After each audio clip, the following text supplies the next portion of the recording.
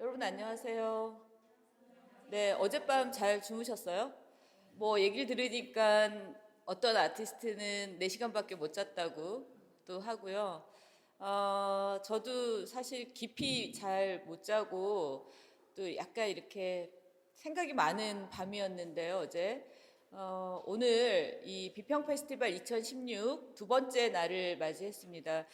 어제하고 오늘도 크게 다르지 않은 분위기가 될 것 같은데요. 사실 어저께 제가 디렉토리얼 스피치에서 말씀드린 것처럼 이 행사는 사실 오픈 투 더 퍼블릭이긴 하지만, 그러니까 대중에게 열려 있는 페스티벌이긴 하지만 사실 또 한편으로는 전문가들 그리고 또 앞으로 전문가가 될 사람들이 되게 업클로즈해서 되게 밀착해서 같이 비평을 하고 또 작가들은 작업을 보이고 그 가운데 서로 이렇게 많은 토론이나 이야기들, 많은 얘기들이 왔다 갔다 하기를 기대하면서 만든 행사이기 때문에 저는 굳이 얘기하자면 여기서 아주 많은 대중이 앉아 있는 것이 그렇게 좋은 어떤 현상이라고 생각은 하지 않습니다. 굉장히 중요한 오디언스들이 중요한 역할들을 하는, 그래서 구체적 개인들이 이렇게 보이는 그게 훨씬 더 중요한 행사라고 생각을 합니다. 오늘 두 번째 행사를 시작할 건데요. 오늘 큰 프로그램은 지금 여러분 보시는 것처럼 Talks by Artist라 그래서 아티스트 자신이, 그러니까 여기 두 분은 앞으로 지금 이제 곧 같이 앞에서 우리가 프레젠테이션 앤 크리틱을 할 두 작가분은 사실은 다른 아티스트들하고 다르게 매칭된 비평가가 없습니다.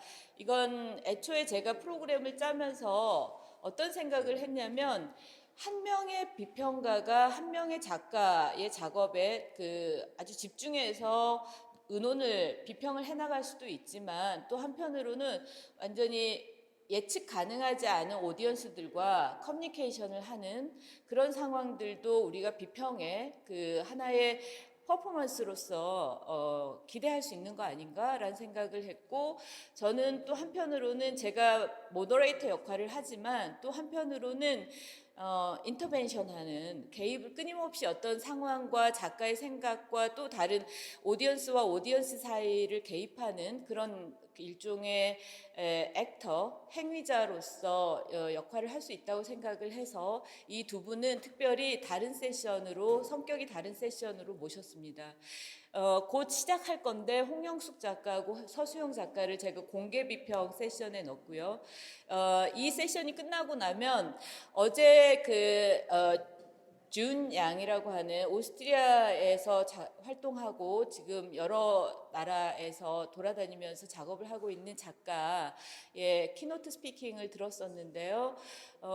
준양이 되게 흥미롭게 우리에게 동시대 되게 유행하는 미술로서의 소셜리 인게이지드 아트라고 하는 거를 이 작가는 어떤 구체적 프로젝트들 속에서 이렇게 실천하거나 내지는 자기 어떤 창조성을 발휘하면서 하고 있는지를 봤는데요. 오늘은 그 두 번째 인터내셔널 파티시펀트로 탱 차오밍 타이베이 기반으로 활동하는 작가를 모셨습니다. 그래서 이따가 작가는 오늘 하려고 하는 자신의 어떤 프레젠테이션이 사실은 하나의 작품이다, piece of work이라고 말을 하고 있어요. 그래서 우리가 좀 특별하게 이걸 연출을 하고 공간 연출을 하고 할 것 같은데요. 좀 기대해 주시고요. 그러고 나면 우리는 점심시간을 갖고 그 다음에 오후 세션에서 사실 이 비평 페스티벌에서 가장 핵심이라고도 할 수 있는 비평 워크숍을 다시 시작하겠습니다. 그래서 오늘도 6명의 작가와 크리틱이, 비평가가 매칭돼서 발표를 할 거고요. 그걸 다 끝내고 나면 어제하고 마찬가지로 굳이 이렇게 아주 구체적인 경계선을 두지 않고 종합 토론으로 들어가서 전체적으로 같이 의견을 나누는 시간을 갖도록 하겠습니다. 자, 이게 이제 오늘의 시작 여는 말이었고요. 이제 본론으로 들어가서 두 분을 모시겠습니다. 앞으로 나오시죠. 네, 서수영 작가 그리고 홍영숙 작가분이십니다. 앉으시고 제가 여기 앉아도 될까요? 원하는 자리가 어디세요? 두 분이 그럼 그렇게 앉으시고 제가 여기 끝에 앉을게요. 가운데 주세요. 아, no. 네, 두 분이 앉으세요.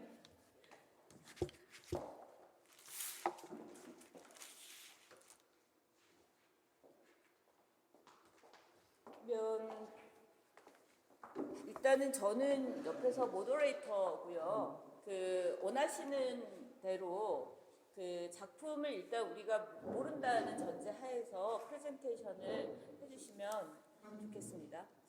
네. 네, 안녕하세요. 안녕하세요. 제가 인터랙티브 미디어라는 거를 전공했어요. 그 인연으로 이번에 비평 페스티벌 행사 취지가 저한테 딱 맞는다 이런 생각으로 직접 공모해서 이런 자리를 얻었습니다. 감사합니다. 저는 6살 때부터 그림을 그렸어요. 처음 시작하게 된 동기가 똑같이 그린다. 그러면서 이제 주위에서 이뻐해 주시더라고요. 그리고 초등학교 3학년 때부터 미술학원 다니면서 그렇게 그림을 그렸고, 대학을 처음 984년도 덕성여대에서 2년 정도만 다니다가 갑자기 최욱경 교수님 돌아가시고 곧바로 미국으로 갔습니다. 그 전에 덕성여대에 있을 때 2년 동안 그때 민중미술이 굉장히 많이 나왔는데 거기에 대한 저의 관심 같은 거를 최욱경 교수님께서 그러시더라고요. 나라가 나한테 뭐 해줬어? 작업이나 열심히 하시오. 그렇게 해가지고 제가 혼자서 이 집에서 자화상 참 많이 그렸어요. 그때의 작품들입니다. 그러고 난 다음에 이제 미국으로 저희 언니하고 그때 피아노를 치고 있었고 형부가 엔지니어링을 공부하고 있었는데 같이 유학을 가가지고 먼저 가 있는 사람들하고 합류해가지고 UCLA를 졸업했습니다. 당시에는 이제 학점 교류 같은 게 없어서 1학년부터 다시 해야 됐고 정말 영어하고 인문학 위주의 그런 수업이 굉장히 힘들었어요. 그때 어떻게 따라갔는지 지금 생각도 안 나고 그래서 제가 생각했었던 것은 필링이었어요. 언어가 안 통하니까 필링은 인종 구별 없이 모두 통한다. 이런 식으로 생각을 해갖고 그림을 감각적으로 그렸습니다. 그렇게 하고 졸업하고 난 다음에 제가 좀 아프고 그래서 한국에 나와 있었고 그때 이제 같이 미술대학을 졸업한 친구들하고 너무 다르다는 걸 느꼈어요. 생각하는 것도 그렇고 그래서 많이 힘들어했고 그때 한 친구가 너 체육관 같다 이런 식으로 근데 왜 안 하느냐 참 많이 슬펐고 이게 계기가 돼가지고 다시 이제 당시 또 저희 언니 가족이 옆에 커네티컷으로 이사를 와가지고 뉴욕으로 가게 됐어요. 브루클린 칼리지는 학비가 싸서 제가 그쪽으로 택해가지고 갔습니다.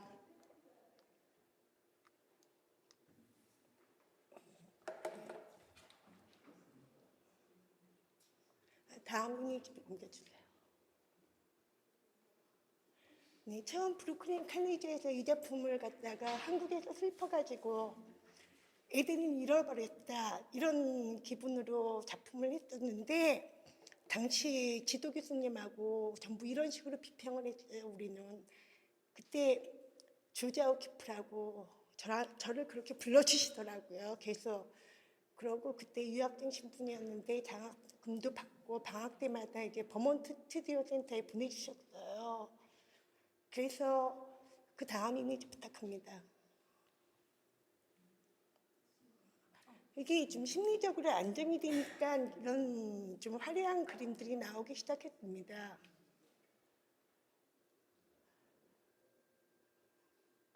그때 제가 생각한 거 조자 오키프에 대한 부정적인 인식은 그 왜 수술을 하지 않고 사진작가 스티글리츠 통해서 나왔다 이런 인식이 저도 알고 있었기 때문에 투명성이라는 걸 생각했어요. 그래서 투명한 미디움 같은 거 섞어가지고서 서로 겹치는 효과로 내가 무슨 생각을 하든지 다 봐라 이런 마음이었어요. 어느 정도 미국 생활에 익숙해지니까 그런 작품이 나오기 시작했습니다. 이거는 이제 수업 중에 그렸었던 굉장히 큰 작품이었고 그 다음부터 이제 저는 뉴욕에서 혼자 살아야 되기 때문에 한인타운 가서 네일사롱에서 일을 했어요. 그래가지고 그때부터 또 컴퓨터 그래픽이라는 게 나와가지고 혼자서 공부를 하고 포토샵, 일러스트레이터, 마야 뭐 이런 거 혼자서 적응을 하면서 그게 인연이 돼갖고 저희 지도 교수님하고 통하고 계시는 스튜디오 스쿨 그라함 닉슨 소개로 프레드에서 다시 컴퓨터 그래픽하고 인터랙티브 미디어를 공부하게 됐습니다. 그래서 당시 공부하고 일하고 그림 그리고 이런 상황에 너무 힘들어갖고 제가 계속 눈물방울만 그렸어요. 동그라미만. 그래서 전부 다 눈물방울로 나오기 시작했고 이때 뉴욕에서는 인터넷이 막 시작해가지고선 웹 전시라는 게 그런 경향이 막 활발하게 나왔어요. 저도 모르게 이렇게 그때 참가하게 되었고 그런 상황에서 저는 저 자신에 대한 정체성이라든가 그리고 한국에 계신 부모님이 그때 벌써 80이 넘으셨는데 굉장히 걱정스러웠고 그래서 한국으로 나왔습니다. 나와가지고선 저희 부모님은 이제 굉장히 저를 연세도 많으시니까 많이 기대하셨고 제가 두 분이 2014년 9월에 두 분 거의 동시에 가셨는데 가실 때까지 꼼짝 안 하고선 진짜 부모님만 돌봐드렸어요. 전부 다 처리해드리고 후회 없고 원 없이 해드렸다고 생각합니다. 그 당시에 제가 너무 자유롭지 못해서 이미지가 깨졌다는 이런 식으로 작업을 했고 종이 작업이었어요. 너무 그렇게 공간도 안 되고 그러니까. 그러고 자유롭지 못한 상황을 빗대서 풍경을 잃어버렸다.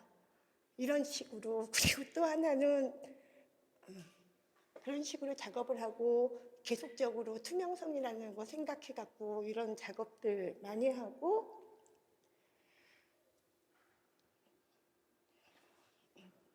네, 그 전에 네, 일단 부모님 가시고 난 다음에 제가 생각한 그 추상 그거를 갖다가 조형적으로 풀어보자라는 마음으로 점선면 어떻게 이탈돼 가지고서 나오는지 그거를 또 하나는 면들이 해제돼 가지고 선으로 보이고 점으로 보이고 이거를 직접 추구했습니다.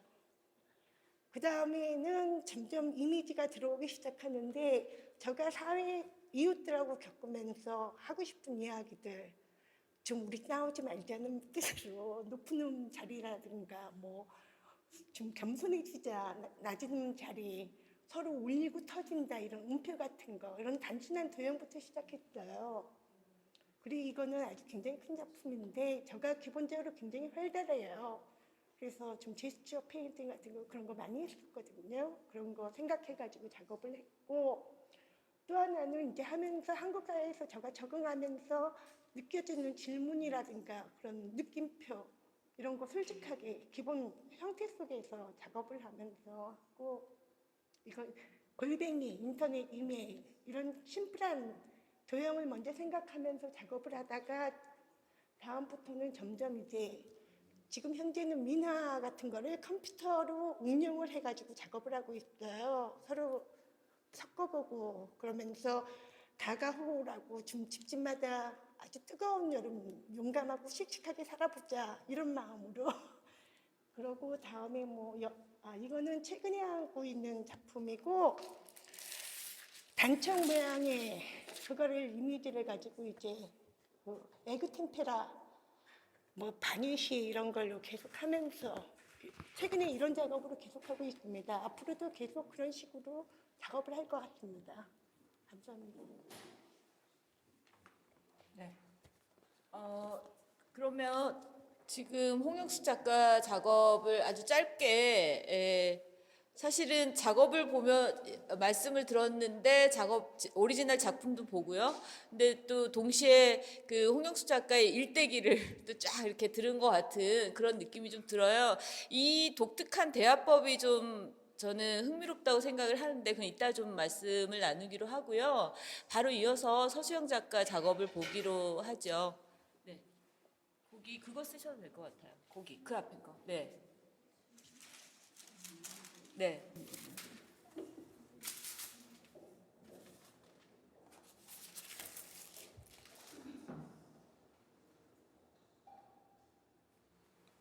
안녕하세요.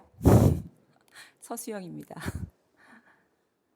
저는 지금 그 동양화의 그 채색 재료로 작업하고 있습니다. 그래서 그 동양화의 채색 안료는 그 광물성인 돌가루나 보석가루를 갈은 석체를 중심으로 해서 그 변치 않는 그 영속성을 생각해서 금을 도입해서요. 금을 이제 주 재료로 해가지고 그 위에 색을 덧바르는 그런 작업으로 계속 지금 이어가고 있습니다. 지금 여러분들한테 보여드릴 거는 저도 이제 곰곰이 생각을 하다가 저란 사람은 지금까지 20년 넘게 작업을 하면서 어떻게 여러분들한테 저란 서수영이란 사람을 약간 그림을 보여드릴 건가를 곰곰이 생각해 봤어요. 근데 이제 짧은 시간에 이렇게 보여드리기가 만만치 않더라고요. 그래서 그러니까 뭐 포트폴리오가 이제 졸업작품 전서부터 있어요. 근데 이제 많이 건너뛰어서 지금 작업 중심으로 보여드릴 테니까 예, 봐주십시오.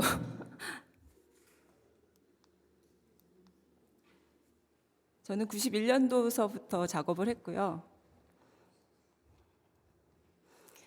학부 때 이렇게 채색 중심의 작업을 했습니다. 예, 이게 졸업작품전이고요. 석사청구전은 일상에 대한 주제로 두꺼운 채색화 중심으로 작업을 했습니다. 제가 조금 겁이 없어요. 그래서 뭐 200호, 300호 채색화를 많이 그렸는데 이때 그 프랑스에서 그 바렐리에 갤러리에서 이때 초기작들은 한 40여 점 솔드아웃돼서 이제 거기에 소장돼 있습니다. 그리고 이제 계속 이어져 왔어요. 그러니까 한국적인 주제인데 일상을 주제로 해서 뭐 향 비파와 그러니까 전통적인 것이 이때부터도 계속 이때부터도 이제 제가 관심을 갖고 좋아했던 것 같아요. 전통적인 악기나 이런 것들이. 그래서 그때 가져갔던 그 40점을 갖다가 그 파리에서 개인전을 열어주셨어요. 그래서 전시를 무사히 마치고 2000년도에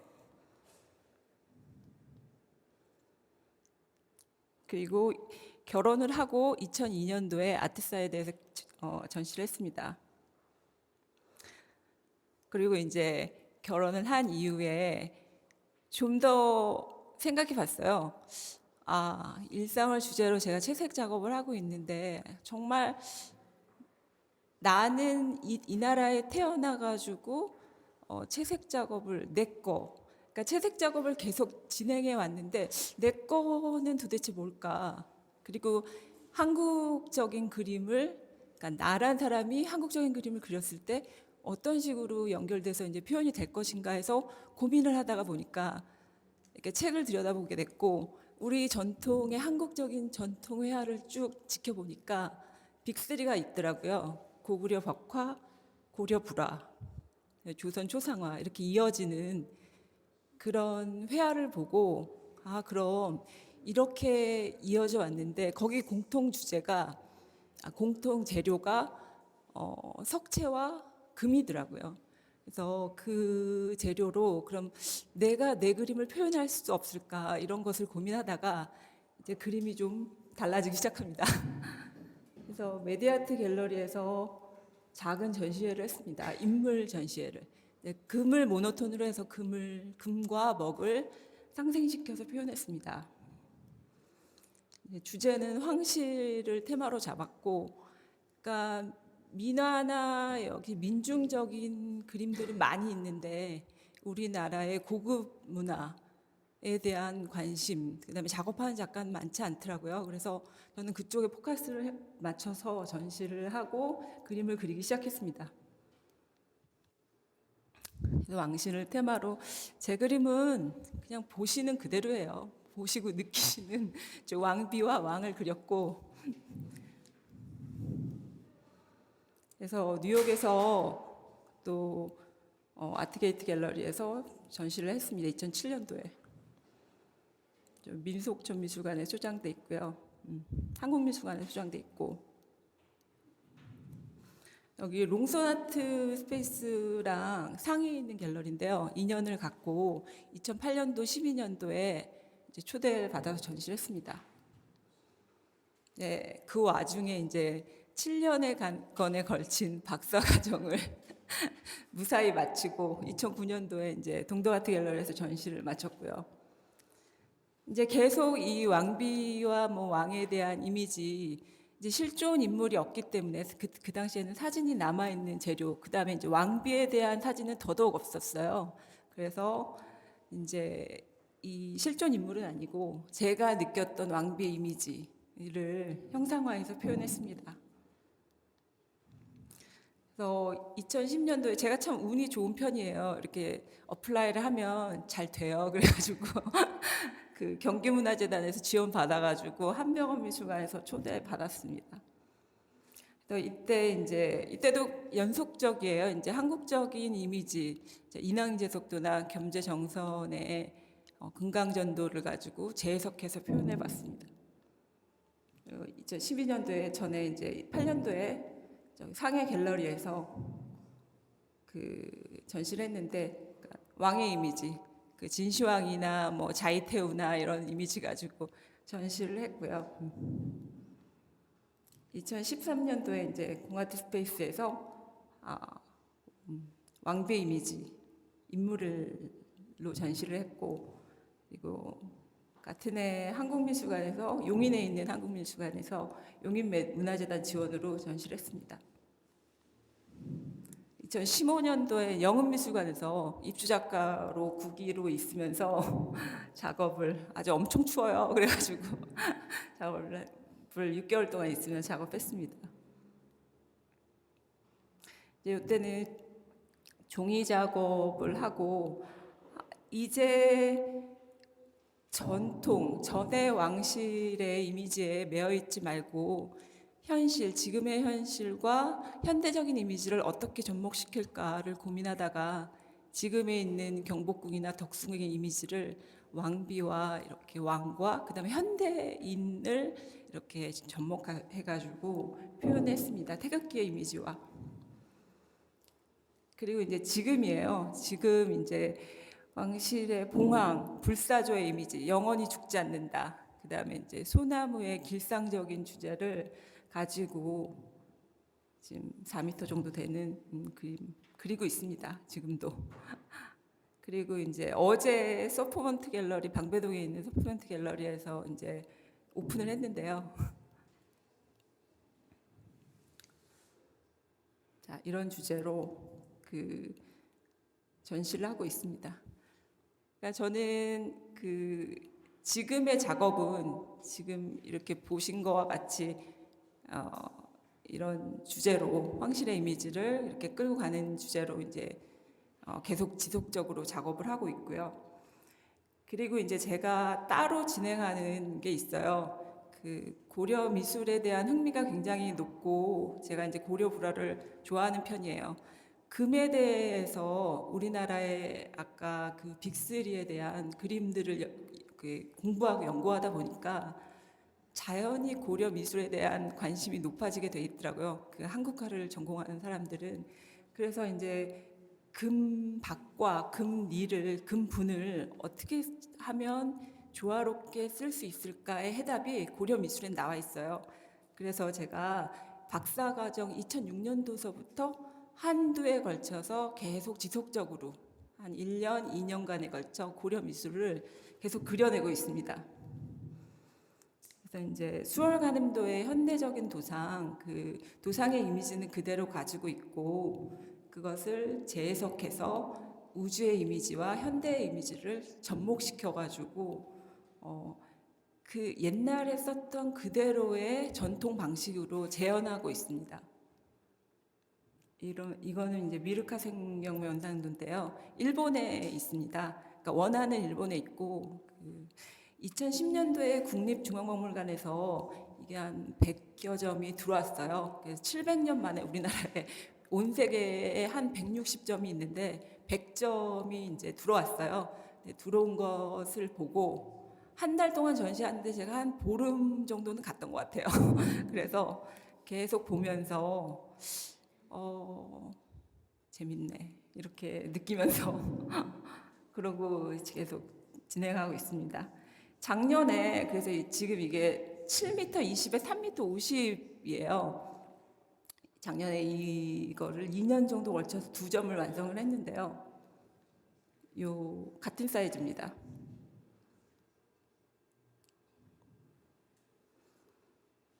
그러니까 그 개인이 주문하셔서 12m 되는 층고에 올 11월 말에 들어갑니다.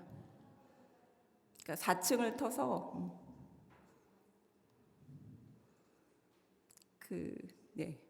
그래서 이제 따로 진행하는 프로젝트는 제가 한 10년 정도 이 고려 미술에 관심이 있어서 계속 지속적으로 진행을 하고 있습니다. 그리고 신문 방송은 좀 창피해서 많이 덜어내긴 했는데요. 하여튼 열심히 홍보를 하고 노력을 하고 있습니다. 그 전에 이제 프랑스에 뭐 매진된 거와 이런 것들을 뭐 계속 지속적으로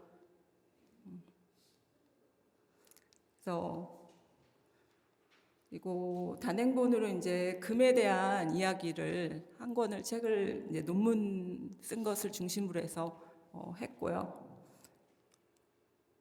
뭐 이런 것들은 뭐 제 자랑입니다. 그리고 제가 평론가 선생님들 뭐 박용숙 선생님, 뭐 박영택 선생님, 고충환 선생님, 김종근 선생님, 오세건 선생님, 김기준 선생님한테 한 5년에 걸쳐서 계속 받았어요.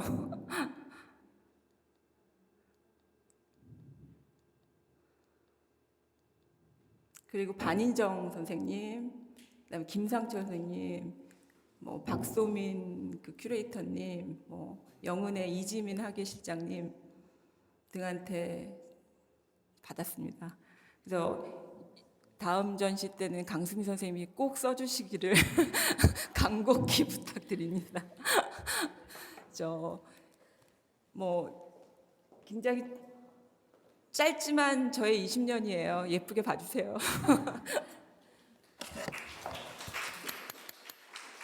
네.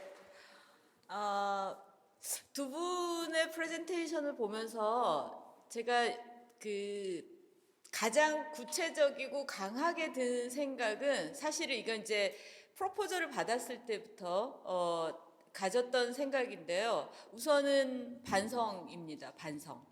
어떤 반성이냐면 제가 그러니까 현대미술의 전문가로서 그리고 또 한편으로는 미학을 연구하는 학자로서 갖고 있는 일종의 편협함이 있는 거죠. 그 편협함이란 말하자면 제가 알고 있고 제가 뭐 또 긍정하고 제가 계속 관심을 두고 팔로우하는 미술의 경향이나 미학의 경향이 있는 거예요. 그리고 그 경향의 범주의 바깥에 있는 것들에 대한 어떤 미학적인 시도 내지는 뭔가 이렇게 어프로치 하려고 하는 것들이 그렇게 강하게 실행하지는 않았던 것 같아요. 그거를 많이 그러니까 추구하거나 내가 그거에 대한 어떤 관심을 기울이거나 하지 않았던 거죠. 그에 대한 반성들이 있었습니다. 근데 이 반성은 제 개인의 반성일 수도 있겠지만 또 한편으로는 이런 것 같아요. 그러니까 우리가 컨템포러리 아트라고 할 때 되게 강조하게 되는 건 일종의 텐던시거든요. 특정한 경향이 있다는 거죠. 그리고 그 경향이라는 건 사실은 자연스럽게 그게 뭐 만들어지는 거일 수도 있지만 또 한편으로는 되게 어느 특정 방향으로 밀고 가는 것도 있어요. 근데 그런 방향에서 예를 들면 ways of seeing, 보는 방식들이 제시가 되면 갑자기 그 작업이 굉장히 이렇게 부각이 되거나 그 경향들의 미학적 그 해석이 막 따라 붙는 거죠. 근데 그 경향들이 구체적으로 부상하기 전까지는 사실은 굉장히 그 마이너하거나 내지는 이렇게 카테고리 바깥에 있는 것 같은 취급을 받아요. 그리고 그건 또 우리가 현실적으로 얘기하자면 작가들한테는 굉장히 커다란 고통이죠. 이게 동시대에 같은 템포로 작업을 하고 있음에도 불구하고 그 작가의 작업들이 조명을 받거나 그 작업이 갖고 있는 어떤 특수성에 대해서 누군가가 그거를 이렇게 어나리시스를 하지 않는 것들, 그리고 그것이 이제 소외감을 불러일으키고요. 그런 차원에서는 사실 두 분에게도 분명히 그런 어떤 그 경험들이 있었을 거라고 생각을 해요. 그러니까 특히 서수영 작가 같은 경우는 후반을 보면, 그러니까 자기 작업에 대한 크리틱이라든가 뭐 뉴스라든가 어워드 같은 거를 많이 보여주시지만 또 한편으로는 그 방향에서는 계속 조명이 되고 있지만 또 다른 뭐 예컨대 이게 그게 정말 중요해서라기보다는 예컨대 우리가 현대미술의 우세종이라 도미넌트 스페시스라고 하는 어떤 비엔날레 뭐 예컨대 카셀 도큐멘타 이런 데에서는 보일 기회가 별로 없었다는 거죠. 우리가 노골적으로 얘기를 하자면.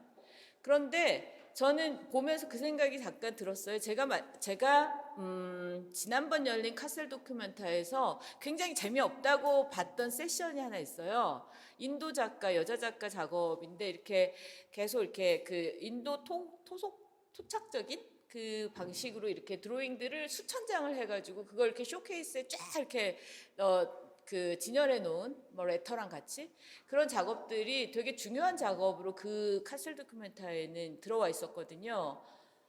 이게 무슨 얘기를 그렇게 길게 하고 싶은 건 아닌데 어쨌든 무슨 얘기를 하고 싶냐면 결과적으로 제가 지금 홍영숙 작가가 이 그림은 어떻고요, 뭐 설수영 작가의 저 금은 어떤 의미고요를 지금 크리틱하기보다는 사실은 그런 어떤 현대미술의 지형학과 폴리틱스가 있는데 그것들 안에서의 어떤 지점들, 두 분의 어떤 일종의 뭐랄까 지역에 속해 있는 어떤 그 위치 같은 것들에 대한 얘기를 하는 것도 좀 의미 있지 않을까 싶어서 제가 말을 좀 길게 하고 있는데, 그런 차원에서 보면 일종의 렌즈만 하나 제시를 해주면 또 되게 다른 의미로 이 작업들이 어딘가에 들어가거나 디스플레이 되거나 의미가 그때부터 막 만들어질 거라는 거예요. 이제 그런 차원에서 보면 우린 되게 소위 전문가 집단이라 현대미술의 전문가 집단이라고 하는 사람들이 굉장히 그 비좁고 또 이렇게 스페시파이된 시선들로만, 심지어는 자기의 어떤 미학적 시선으로 작업을 본다기보다는 누군가들의 소위 그 그룹핑된 시선들 안에서 보는 것들이 있지 않은가, 그런 생각을 좀 하게 됐습니다. 그러니까 말하자면 우리는 그거에 대한 그 접근법이라는 걸 이미 레디메이드 돼 있는 어떤 것들 속에서 같이 하려고 하는 그런 게 좀 있지 않나라는 생각이 좀 들었고요. 저는 지금 두 분의 모르겠어요. 제가 어떤 코멘트를 하기를 기대하실 수도 있을 것 같거든요. 작업에 대한. 근데 그 얘기는 제가 지금 시간을 좀 많이 써서 제 얘기는 조금 이따가 하고 여기에 계시는 분들의 얘기를 좀 들어보면 어떨까. 이거는 일종의 그 저 혼자 독점하는 시간이 아니고 여러분들의 의견들을 공개해서 좀 크리틱을 들어보자는 거니까요. 그래서 그 제가 플로어로 질문을 돌리겠습니다. 여러분들의 의견, 꼭 질문의 형태는 아니어도 될 것 같아요. 작업에 대한 말씀이라든가, 그리고 이분은 참고로 홍영숙 작가시고 이분은 서수영 작가십니다. 이름을 불러주시면서 말씀을 해주시면 더 좋을 것 같은데요. 그 제가 이렇게 자발적으로 말씀 좀 하시죠. 의견 좀 주십시오라고 하면 잘 안 하실 것 같아서. 네. 의견이 있으십니까? 네. 누가 말씀 좀 시작해 주시죠. 네. 저기 마이크 좀 주세요.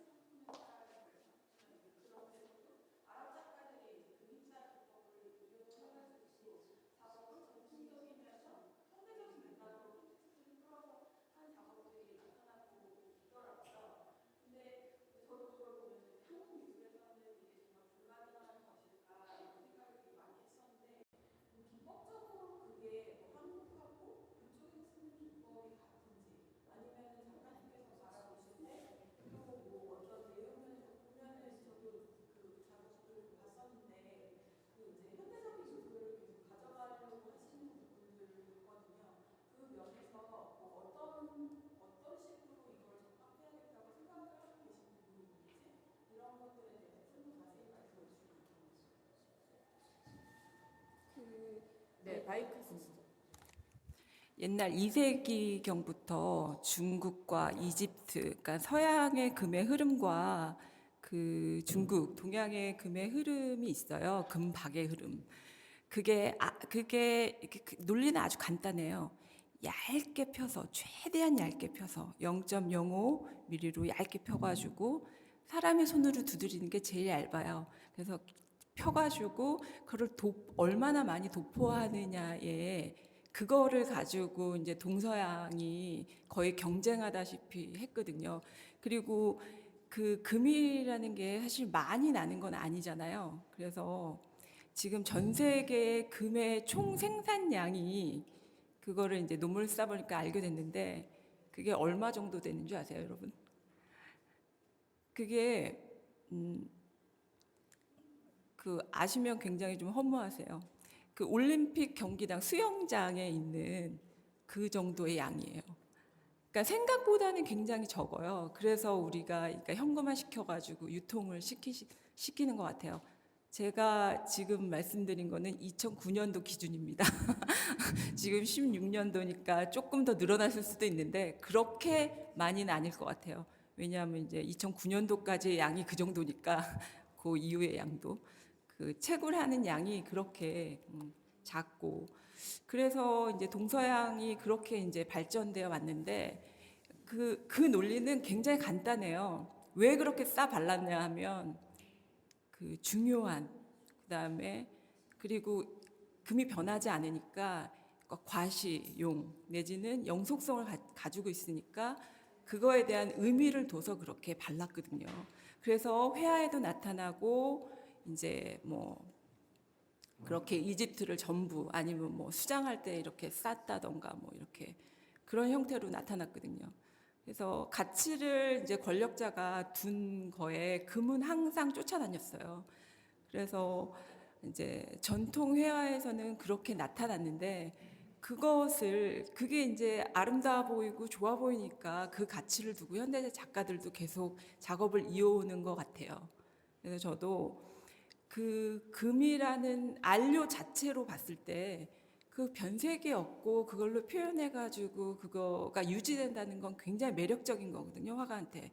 그래서 석채와 금박을 선택하게 됐고 그것을 그러니까 전통에만 머물러서 전통만을 계속 이렇게 쫓아다니는 거는 저한테는 의미가 없다고 생각해요, 저는. 그래서 그거를 답습하는 거는 의미가 없고 지금 내가 2016년도에 사니까 지금 현대 작가로 내가 그럼 그렇게 계속 그 내 작업을 표현하는 데 있어서는 어떤 이제 표현이 될까를 이제 생각하다가 보면 자연스럽게 지금에 있는 나를 그리게 되고 그러니까 금박으로 전통에 이제 있는 기법이지만 그것을 좀 바꿔서 그렇게 표현할 수밖에 없다고 생각합니다. 그래서 그 기법 질문을 한 것 같아요. 기법. 그러니까 그 굳이 동서양이라기보다는 그 아시아 내지는 서재원 선생님 듣고 있는 기법의 어떤 특수성 같은 게 있어요. 그게 변색이 없다는 거예요. 그 악교를 동물의 이제 표피나 그 뭐 물고기의 부레 같은 뭐 이런 그러니까 콜라겐 성질의 그 접착제를 이용해서 그러니까 다 자연 친화적인 재료예요. 그래서 그 미디움을 가지고 금을 부착시켜 가지고 이제 표현을 하는 거거든요. 그렇게 되면은 그러니까 변색이 전혀 없기 때문에 동서양의 그 기법들이 거의 같이 진행되고 있거든요. 그래서 네. 답변이 되셨나 모르겠네요.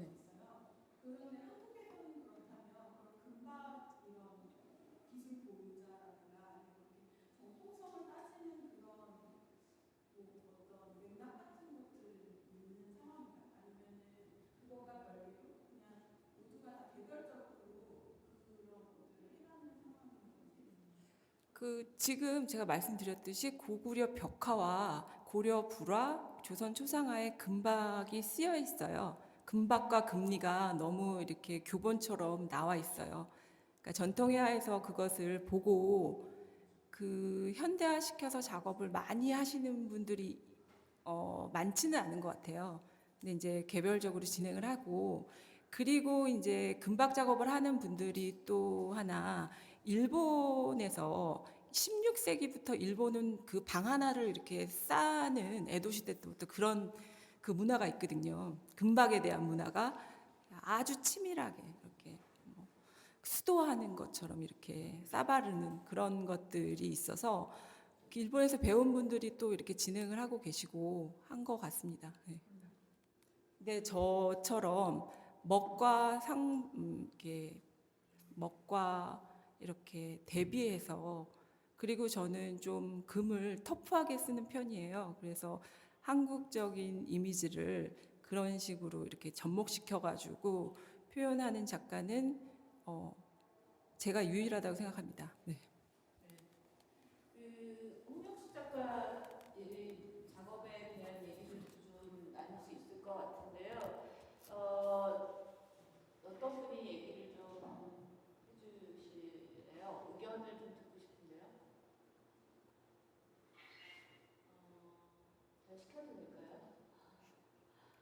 저기 조덕현 교수님 앉아 계시는데 제가 이렇게 딱 지적을 해가지고 죄송합니다. 눈치가 심상치 않아요. 숙제 안 했다고 선생님이 지적하시는 것 같이 이렇게 나오고 있습니다. 네. 저 인평 페스티벌 처음 왔는데요. 오늘 끝까지 제가 있지는 못할 것 같아서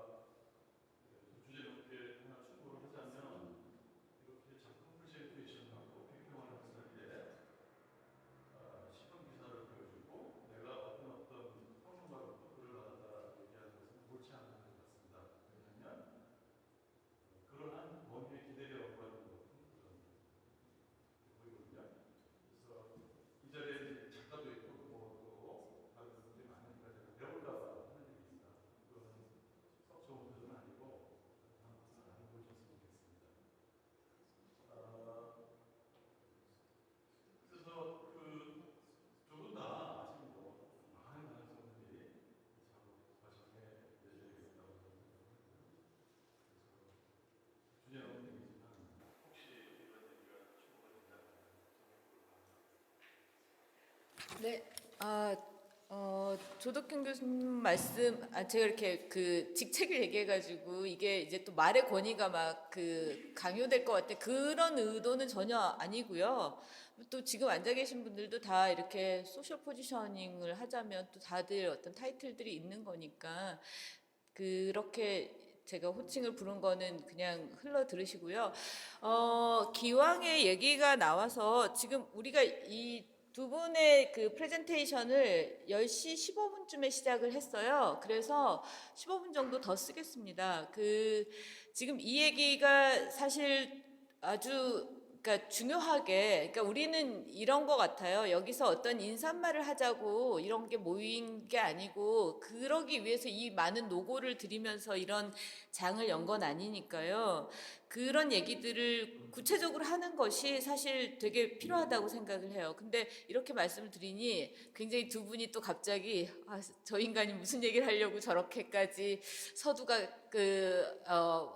보수적인가 뭐 이렇게 생각하실 것 같은데 저는 지금 조 선생님 말씀하신 부분들에 이어서 제가 오늘 두 분의 작업을 다 보고 시작했던 얘기하고 접합해서 이제 얘기를 본론으로 좀 들어가고 싶습니다.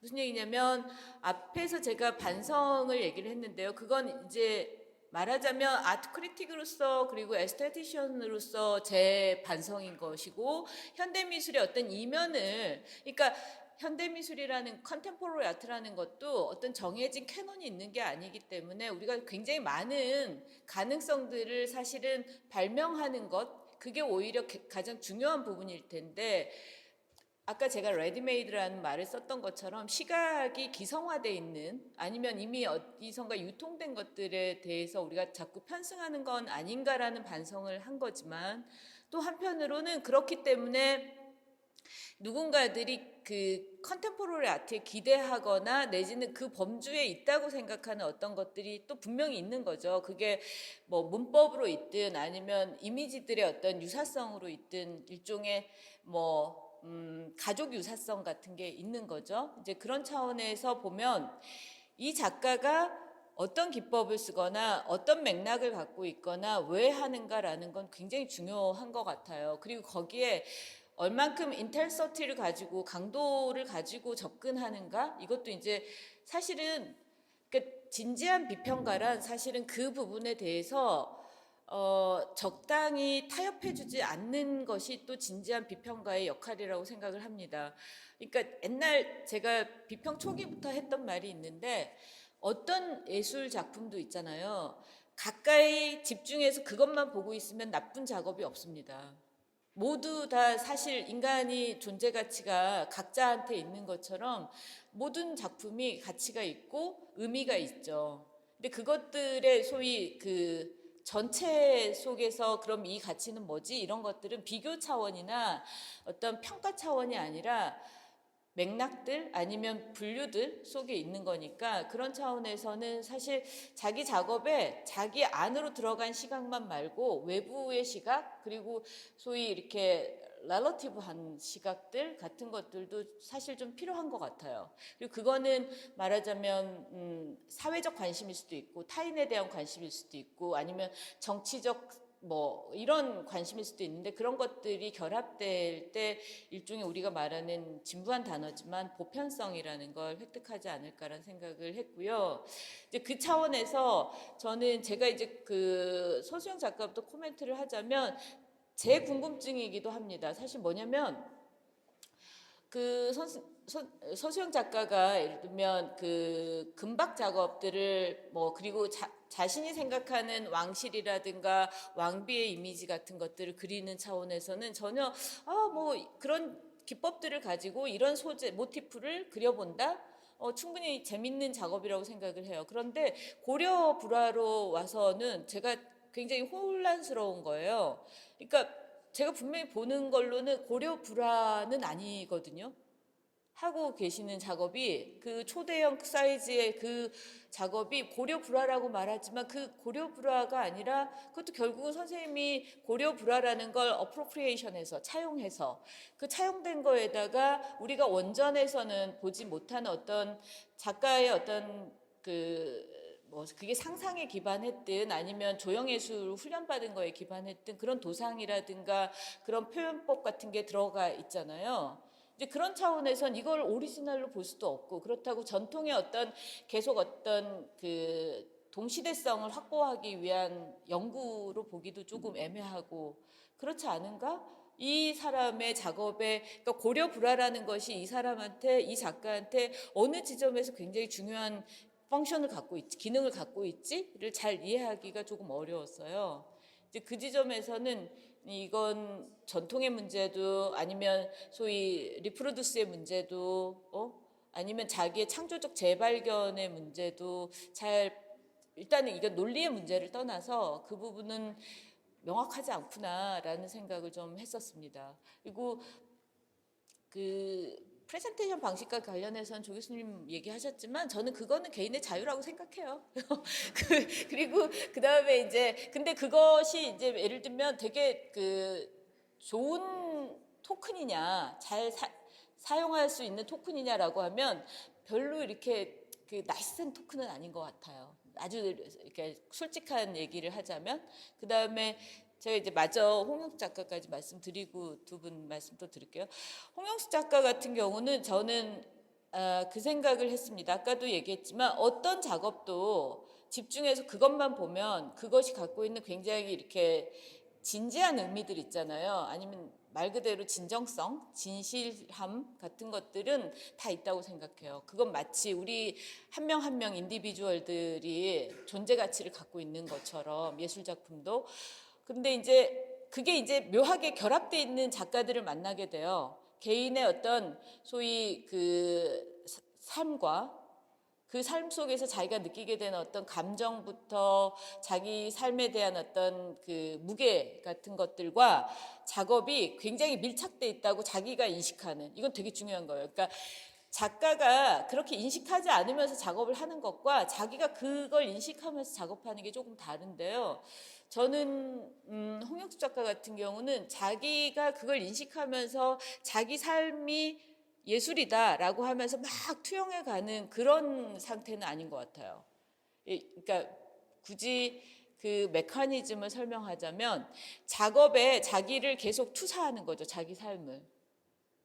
근데 결과적으로 나오는 작업들은 굉장히 플라스틱 아트에 기반한, 조형예술에 기반한, 그래서 뭐 컬러, 쉐입, 뭐 테크닉, 뭐 또 마테리얼 뭐 이런 것들이 훨씬 더 선생님 뭐 그 홍영수 작가를 삶을 대변해 주는 게 아니라 그건 그것대로 표현되고 있는데 그것이 실현되어 있는 상태를 자꾸 자기 삶이라든가 자신의 어떤 그 삶에서의 어떤 굴곡들과 결부짓는 거 아닌가. 근데 그걸 잘 아시겠지만 그걸 사람들이 그 조금 냉소적인 의미에서 센티멘탈하다고 해요. 그런 차원에서는 약간의 그 거리두기 내지는 자기를 이렇게 들여다보는 것들도 좀 필요하지 않을까 이런 생각을 좀 했었습니다. 네, 두 분 얘기를 충분히 들을게요. 이렇게 뭐 이렇게 저도 직접적인 얘기를 다 했으니. 네, 먼저 선생님 평에 감사합니다.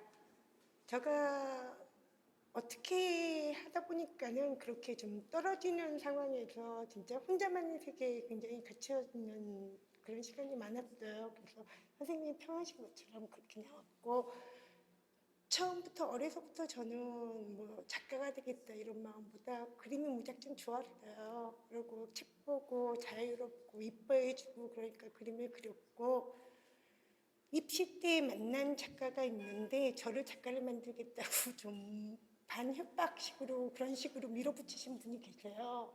언급하고 싶지 않는데 아무튼 그렇게 갔고 지금 상태에서는 이제 나이도 있고 인생도 다 됐고 그래 이 길밖에 없다 나한테는 이렇게 받아들이는 상황이에요.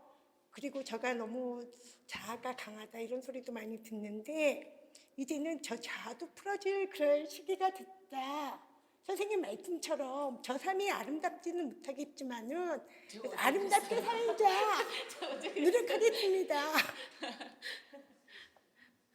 근데 홍영수 작가는 이렇게 그 얘기하시는 게 굉장히 매력이 있는 것 같아요. 그러니까 말의 매력이 아니라 자기 작업과 자기 삶에 대해서 어떤 무게를 계속 두는 그런 특정한 형식과 방향은 있는 것 같습니다. 그건 되게 중요한 캐릭터 같아요. 네, 서수영 작가.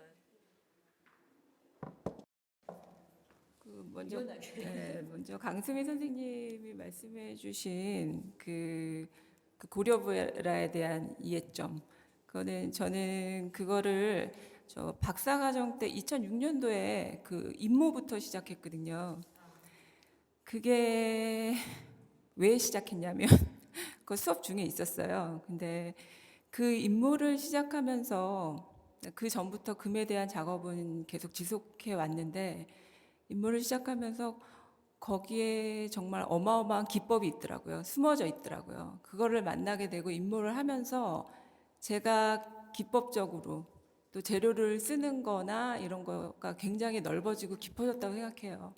전문화되고. 그래서 동양 재료, 안료에 있어서는 고려 불화의 배체나 앞에서 뭐 이렇게 우리는 효과나 이런 것들을 정말 이렇게 이렇게 그러니까 건너뛰어서 생각할 수 없는 부분이 있어서 저는 이제 거기 입모를 하다 보니 그 굉장히 지금 불고미술관에 에서 많이 그 불화를 뭐 주문 받기도 하고 뭐 여러 가지 루트로 입모를 해요. 똑같이 그리는 작업을 계속 하고 있거든요. 근데 저는 이제 조금 이제 입모를 하다 보니 여기 임모에서 끝이지 말고 이 도상을 가지고 좀 재미있게 표현하는 방법이 없을까? 지금 지금 이 시점에서 이 재료와 기법을 가지고 표현하는 방법이 없을까? 이런 생각을 하다 보니 이제 자연스럽게 그러면 1년에 한 작품, 2년에 한 작품 정도는 계속 지속해 보자. 이런 생각으로 계속 지속을 하고 있습니다. 별다른 뜻은 없어요. 그리고 저 발표 방식에 대해서 제가 이제 포트폴리오는 미리 만들어 놓은 거거든요. 그래서 거기에 이제 제가 요즘에 개인전을 하다 보니까 시간이 많이 없는 관계로 이제 많이 덜어내고 여기서 이렇게 보여드린 거예요. 그래서 제가 이런 자리가 처음이다 보니 좀 미숙했던 것이 아닌가. 예, 그래서 조금 더 제가 이런 자리가 많아지고 이런 비평을 많이 보다 보면 좀 세련돼지고 다듬어지지 않을까 해서 여러분들의 많은 이해를 해주십시오. 네. 네, 우리가 적당히 타협하고 끝내지 않기 위해서 그리고 15분까지 제가 하겠다고 했으니까 2분이 남았잖아요. 제가 좀 그런 부분에서 좀 무서운 사람입니다. 그래서 일단 서수영 작가의 지금 그 고려불화, 그러니까 프레젠테이션 방식은 그렇게 중요한 얘기는 아닌 것 같고요. 그러니까 지금 개인적으로 들으시면 이제 참조하시면 될 것 같은 얘기고, 고려불화와 관련해 가지고 저도 나름대로 고려불화가 중요한 게 아니라 어떤 전통 속에서의 예술 형식 있잖아요. 그것들을 컨템포러리하게 지금 이 템포 속에서 한다고 하는 거에 대해서 고민을 꽤 많이 하고 있어요. 그게 이제 말하자면 동시대 미술이 갖고 있는 되게 그 패러독스 같아요. 이게 뭐냐면 동시대 미술은 굉장히 now and here인 것 같은데 또 다른 한편으로는 계속해서 말 그대로 뭐 레트로 모더니즘이든 뭐 리바이벌이든 뭐 아니면 심지어 뭐 포스트 프로덕션 얘기하면서 근데 계속 그런 어떤 전통을 아니면 레퍼런셜하게 쓰잖아요. 이제 그런 차원에서 사실은 지금 서수영 작가분이 말씀하시는 그런 그 고려 불화를 이미테이션부터 시작해서 임모라고 하신 게 그 이미테이션일 텐데 임모로부터 시작해서 지금 이제 그렇게 작업을 해왔다라고 이제 말씀을 하셨는데 저는 거기에 두 가지의 어떤 뭐랄까 가지 않은 가능성이 있는 것 같아요. 그러니까 하나는 그런 전통의 장르나 형식이나 아니면 전통 속에서 그 특별한 기능을 갖고 제작됐던 예술 작품들이 있잖아요. 그건 전통에 깊이 뿌리박고 있단 말이죠.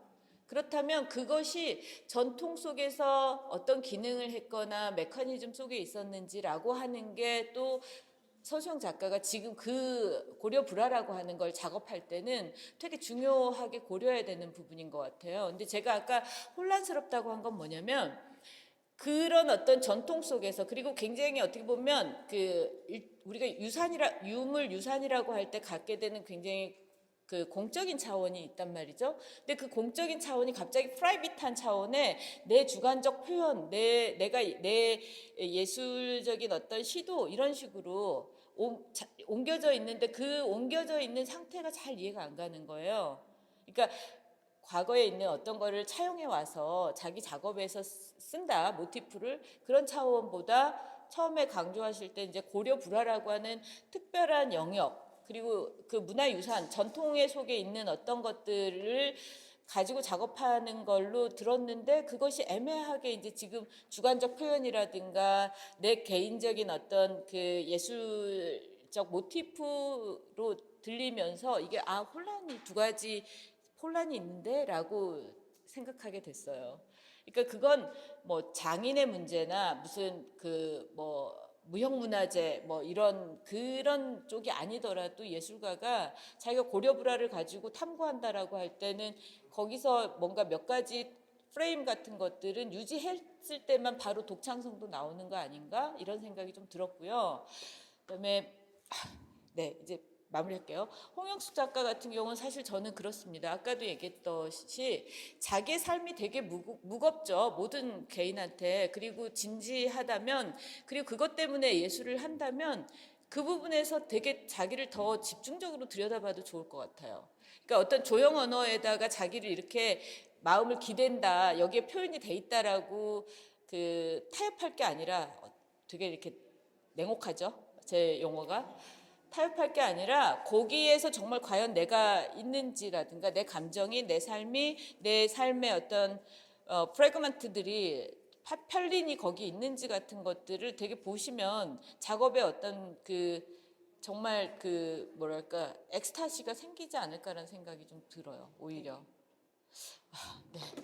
시간이 다 돼가지고 제가 막 저만 일방적으로 또 밀어붙인 얘기를 한 것 같은데, 네, 나중에 오늘 저녁 먹으면서 얘기하시죠. 네, 고맙습니다. 네.